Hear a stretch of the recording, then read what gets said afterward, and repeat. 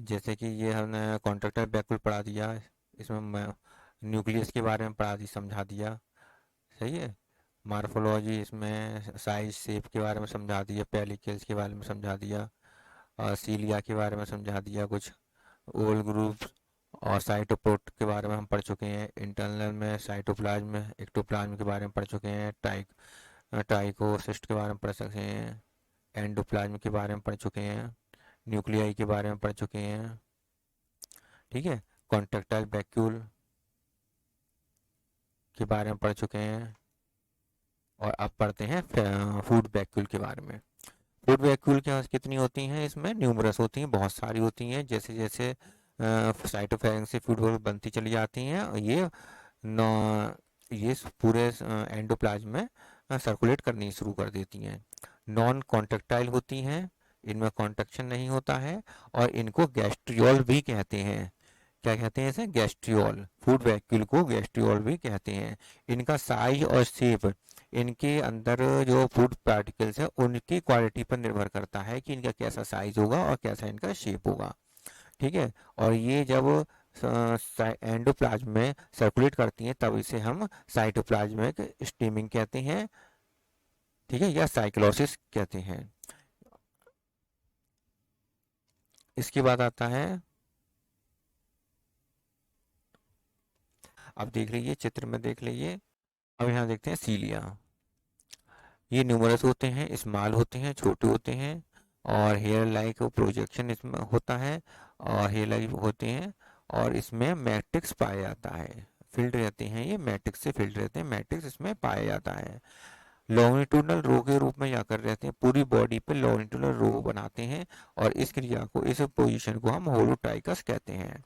ट्राइकस से शब्द आता है, ये हेयर के लिए शब्द आता है। होलोट्राइकस मतलब एक समान सीलिया होते हैं जो पूरे बॉडी पर एक लॉन्गिट्यूडनल रो को बनाते हैं।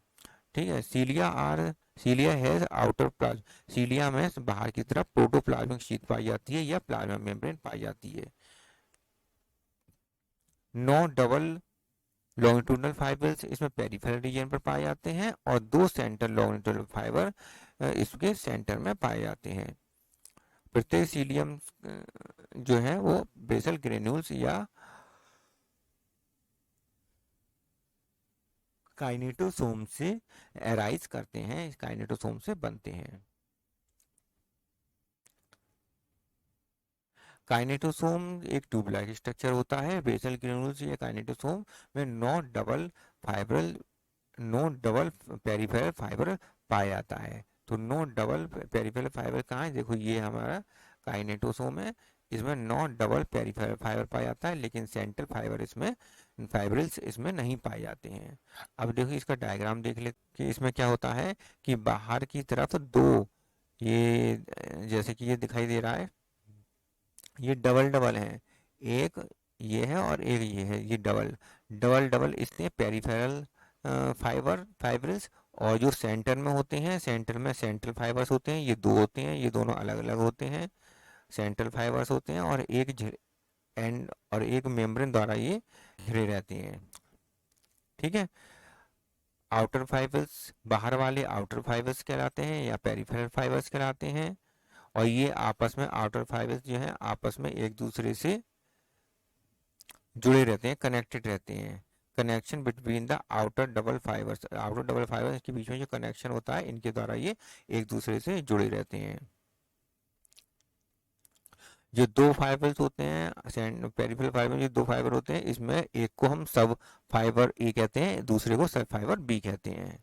ठीक है। ये outer peripheral fibrils central fibre से अटैच रहते हैं बाई द रेडियल स्पोक के द्वारा ये एक दूसरे सेंट्रल फाइबर से अटैच रहते हैं, जुड़े रहते हैं। ठीक है। अब इसमें देख लीजिए, इसमें ये क्या है, ये लॉन्गिट्यूडनल इस पूरा स्ट्रक्चर दिया हुआ है।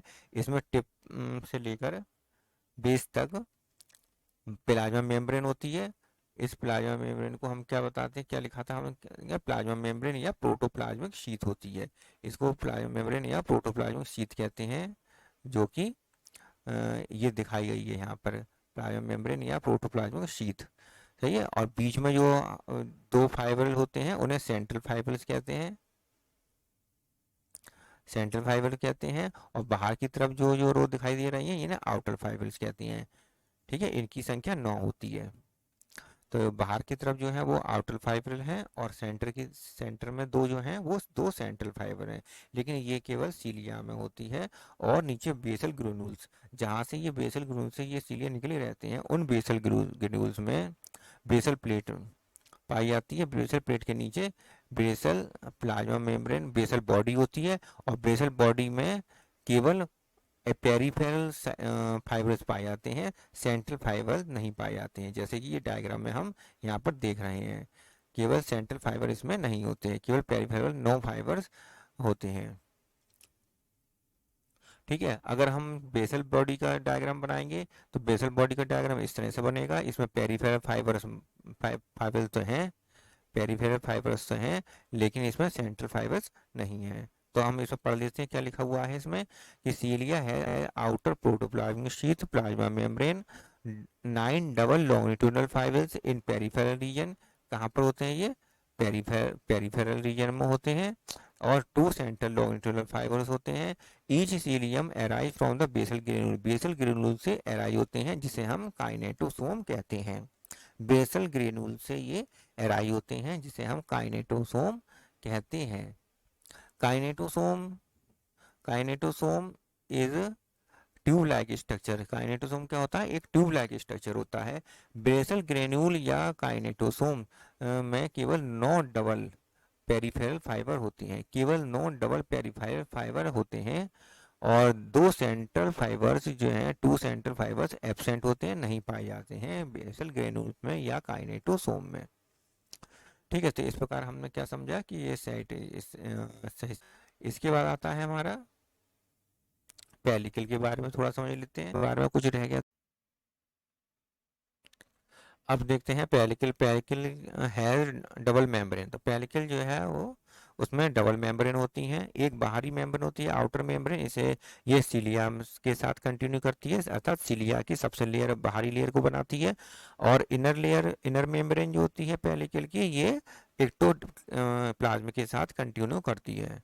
पेलिकल शो रेक्टेंगुलर और hexagonal depression on its surface.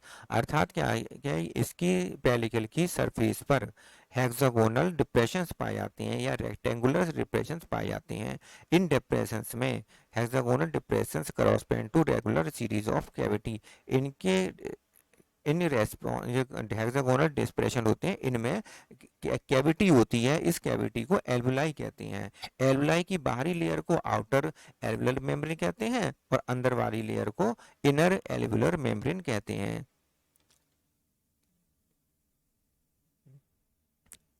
इस प्रकार बाहरी लेयर जो होती है उसे आउटर मेम्ब्रेन कहते हैं और अंदर वाली लेयर को inner inner alveolar layer membrane कहते हैं। ठीक है, और बाहर सबसे बाहर की तरफ क्या होती है इसकी आउटर एल्वुलर मेम्ब्रेन के बाहर की तरफ होती है आउटर सेल मेम्ब्रेन। ठीक है, तो इस प्रकार पेलिकल में जो है, पेलिकल में 3 प्रकार की लेयर होती है, लेयर से मिलकर बनती है। एक outer cell membrane, outer alveolar membrane और इनर एल्वुलर मेम्ब्रेन। ठीक है, तो ये 3 प्रकार की लेयर मिलकर पेलिकल की संरचना करती हैं। 2 प्रकार की लेयर जो है आउटर एल्वुलर मेम्ब्रेन और इनर एल्वुलर मेम्ब्रेन मिलकर एल्वुलाई की संरचना करती हैं, वो बनाती हैं। ओके,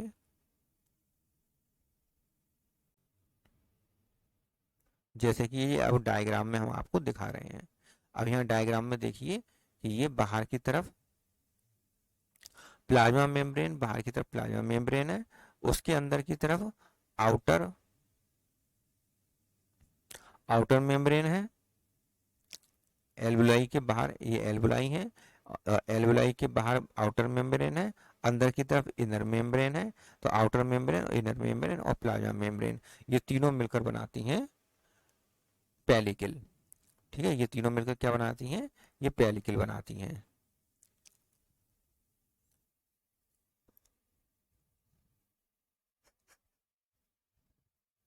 ये जो डिप्रेशन है, डिप्रेशन में जहाँ पर डिप्रेशन वाली जगह होती है पेलिकल में वहाँ से ट्राइकोसिस्ट अंदर की तरफ नीचे की पेलिकल के अंदर की तरफ साइटोप्लाज्म में ट्राइकोसिस्ट पाई जाती हैं।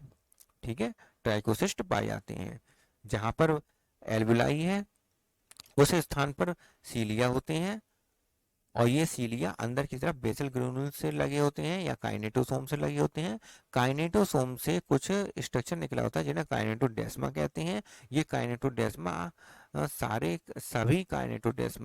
सभी बेसल ग्रेन्यूल से या काइनेटोसोम से निकलने वाले काइनेटोडेस्मा आपस में मिलकर एक बंडल बना लेते हैं, और ये काइनेटोडेस्माटा और काइनेटोसोम आपस में दोनों को मिलाकर हम काइनेटी कहते हैं।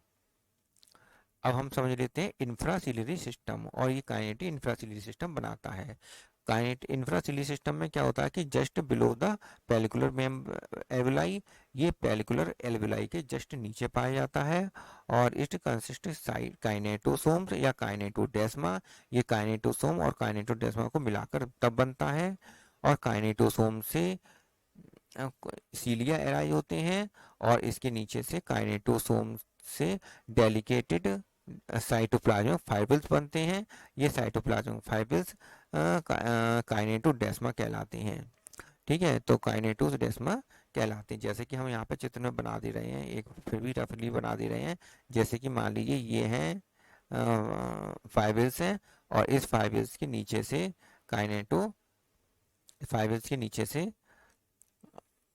काइनेटोडेस्मा निकलता है। ये काइनेटोडेस्मा निकलता है, और ये काइनेटोडेस्मा सब आगे चलकर एक बंडल बना लेते हैं। जितने भी फाइबर्स होते हैं उनके काइनेटोडेस्मा आगे चलकर एक बंडल बना लेते हैं। इस तरह से बंडल बना लेते हैं, और ये प्रत्येक सीलिया के बेसल ग्रेन्यूल्स से निकलते हैं। ये प्रत्येक सीलिया के बेसल ग्रेन्यूल्स से निकलते हैं। ये है बेसल ग्रेन्यूल्स से निकलते हैं काइनेटोडेस्मा, और आप बंडल बना लेते हैं।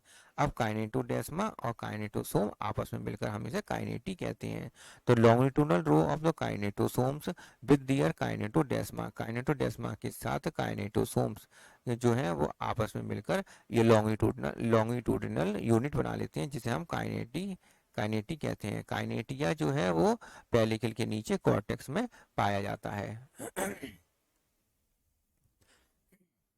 All the kinetia makes the infraciliary system kinetia से ही बनता है, और काइनेटिया का फंक्शन होता है सीलिया के मूवमेंट को कंट्रोल करना, उसे कोऑर्डिनेट करना, और डिवीजन के समय सेल ऑर्गेनेल्स का फॉर्मेशन करना। जैसे कि कुछ काइनेटिया क्या करती हैं, कुछ काइनेटिया माउथ का निर्माण भी करती हैं, माउथ की फॉर्मेशन भी करती हैं। अब आ जाता है कॉन्ट्रेक्टाइल वैक्यूल्स। कॉन्ट्रेक्टाइल वैक्यूल्स जो है दो लार्ज लिक्विड फिल्ड वैक्यूल होते हैं near the both end of the body close to dorsal surface. Dorsal surface पर पाए जाते हैं, डोर्सल सरफेस के पास पाए जाते हैं, मतलब बॉडी के दोनों एंड पर पाए जाते हैं, और डोर्सल सरफेस की ओर होते हैं। तथा ये एक्टोप्लाज्म और एंडोप्लाज्म दोनों के मध्य पाए जाते हैं। ये एक्टोप्लाज्म और एंडोप्लाज्म दोनों के मध्य पाए जाते हैं। इनमें 5 से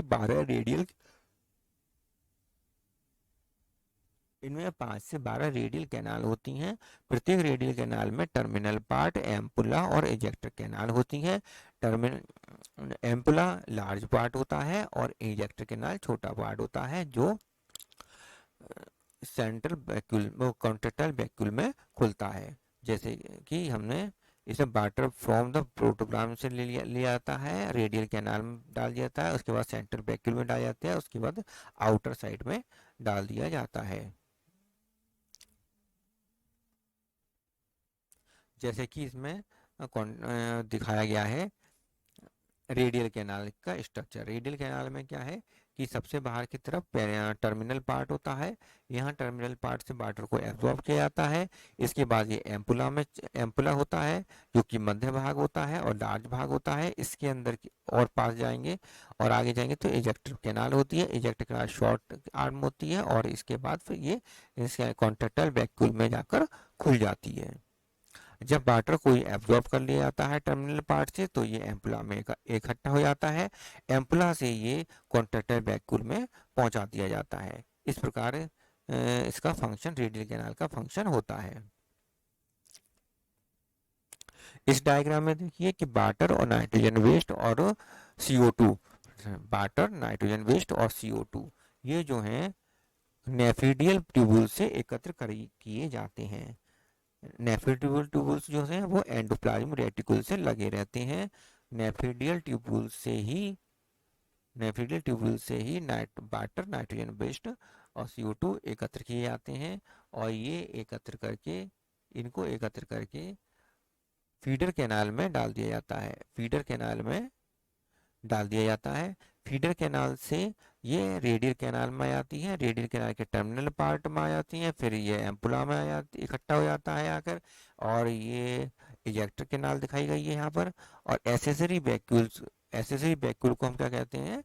एम्पुला, रेडियल कैनाल या एम्पुला कहते हैं। और ये रेडियल कैनाल से वाटर कॉन्ट्रैक्टाइल वैक्यूल में आ जाती हैं। कॉन्ट्रैक्टाइल वैक्यूल में मायोफाइब्रिल्स पाई जाती हैं। ये मायोफाइब्रिल्स जैसे कि डायग्राम में दिख रहा है, ये मायोफाइब्रिल्स पाई जाती हैं। ये मायोफाइब्रिल्स में जब कॉन्ट्रैक्शन होता है तब कॉन्ट्रैक्टाइल वैक्यूल सिस्टोल कर जाती है, और सिस्टोल करने से इसमें से जो वाटर होता है वो पोर, पेलिकल में स्थित पोर के माध्यम से, देखिए दोबारा से देख लीजिए, पेलिकल में स्थित पोर के माध्यम से ये बाहर की तरफ निकाल दिया जाता है। पोर के माध्यम से बाहर की तरफ ये निकाल दिया जाता है। ठीक है, इस प्रकार वाटर का इजेक्शन और नाइट्रोजन वेस्ट का इजेक्शन होता है। अब देखिए क्या लिखा है इसमें कि central vacuoles reaches in maximum size. जब सेंट्रल वैक्यूल्स में पानी भर जाता है और वो मैक्सिमम साइज तक फूल जाती है तब इसमें सिस्टोल होता है और वाटर को पेलिकल के पोर के द्वारा बाहर निकाल दिया जाता है, और तथा रेडियल कैनाल की फॉर्मेशन, रेडियल कैनाल से कॉन्ट्रैक्टाइल वैक्यूल की दोबारा से फॉर्मेशन हो जाती है।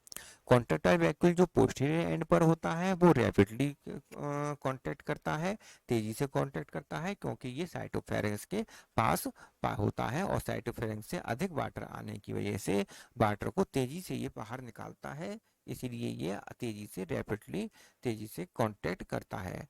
इनका जो फंक्शन है कॉन्ट्रैक्टाइल वैक्यूल्स का वो हाइड्रोस्टैटिक कहलाता है, हाइड्रोस्टैटिक फंक्शन होता है। इनका फंक्शन हाइड्रोस्टैटिक होता है।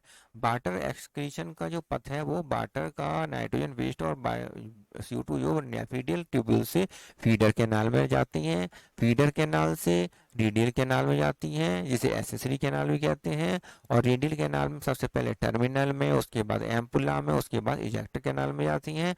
वहां से कॉन्ट्रैक्टाइल वैक्यूल में वाटर इकट्ठा हो जाता है।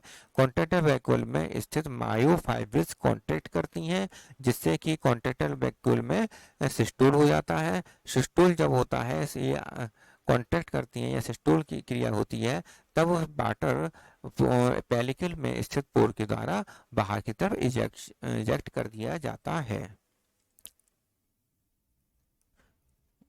ठीक है, इस प्रकार क्या होता है कि ये आज का टॉपिक यहीं पर समाप्त हो जाता है। अब नेक्स्ट टॉपिक में पैरामीशियम के रिप्रोडक्शन के बारे में हम बात करेंगे।